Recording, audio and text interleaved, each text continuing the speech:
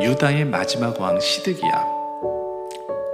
그들이 바벨론의 공격에 의해서 절체절명의 상황에 놓이게 됩니다. 그래서 하나님과 한 가지 언약을 맺게 됩니다.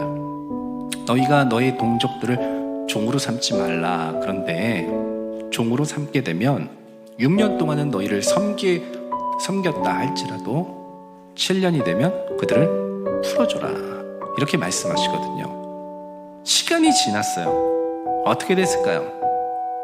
그들은 다시 풀어줬던 사람들을 다시 데려와서 자기 종을 삼기 시작했습니다. 결국에 그들이 이것을 처음 시행했을 때 그들의 마음은 지인심이 아니었던 겁니다. 야, 이렇게 하지 않으면 우리 하나님 앞에 정말 크게 혼나겠다. 크게 심판받겠다. 야, 이렇게 신앙생활하면 안 되겠다. 이런 믿음에서부터 비롯된 게 아니라 지금 상황을 보니까 이렇게 하면 안 될 것 같아. 이렇게라도 해야 될 것 같아. 이런 자구책에서 나왔던, 마음의 순종이 아닌 말의 순종에서 나왔던 그런 믿음이었던 것이죠. 이런 믿음은 쉽게 변하는 법입니다. 예레미야는 레갑 자손들에게 포도주를 마시라 명령이거든요. 강권한 거예요. 그런데 그들은 단호하게 마시지 않겠다, 거부하거든요. 근데 왜 그러냐?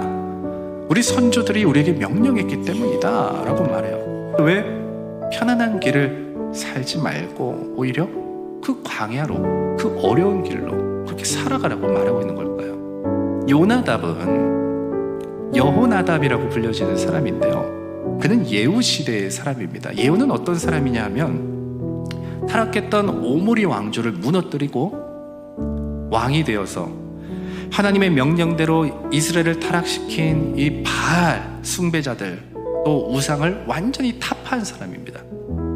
이때 이 일을 함께 도모하고 또 함께 참여해서 우상을 제거하고 파괴했던 사람이 누구냐 하면 바로 요나답, 여호나답입니다.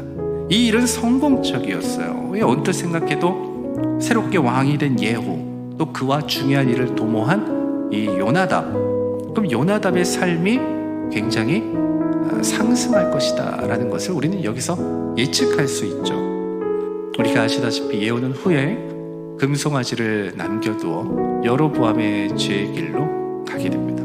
그는 비록 하나님의 것으로서 시작했지만 그의 끝은 온전하지 않았습니다. 누구처럼요? 바로 이 시드기야 시대의 사람들처럼 말이죠. 자, 그럼 우리는 왜 요나답이 그들의 자손들로 하여금 광야의 삶으로 밀어넣는지 우리는 여기서 알 수 있게 됩니다. 예후의 길을 따르지 않았던 겁니다. 거의 250년이 지난 지금의 시점에 여전히 그들은 그 말에 따라서 순종하고 있고, 예레미야의 그 명령 앞에서도 그들의 신앙의 순수성을 끝까지 지키고 있는 그들의 모습을 보게 되죠. 그래서 하나님은 그들을 통해서 타락한 유다 백성들의 모습을 정면으로 반박하고 있는 것입니다. 저는 오늘 설교의 제목을 말도 안 되는 요구, 말도 안 되는 순종이라고 이렇게 붙여봤는데요. 여러분, 그 이유가 있습니다.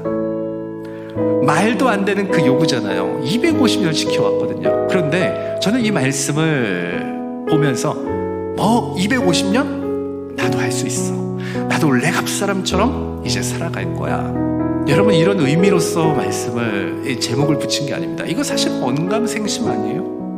말은 그렇게 할 수 있죠. 베드로처럼 주님, 저는 절대 주님 부인 안 해요. 말은 할 수 있죠. 그런데 우리 현실은 오늘 다르고 내일 다르지 사실이잖아요. 그런데 왜 이렇게 제목을 붙였느냐, 이것을 좀 역으로 생각해 보면 유다 백성에게 레갑 자손의 말도 안 되는 순종을 보여주셨다면 오늘 유다 백성들에게 하나님께서 원하셨던 것은 오히려 말이 되는 순종들이었다라고 생각이 들었기 때문이에요. 우리가 살아가는 대부분의 삶 속에서 있는 모든 하나님의 명령은 사실 말이 되는 명령들이에요.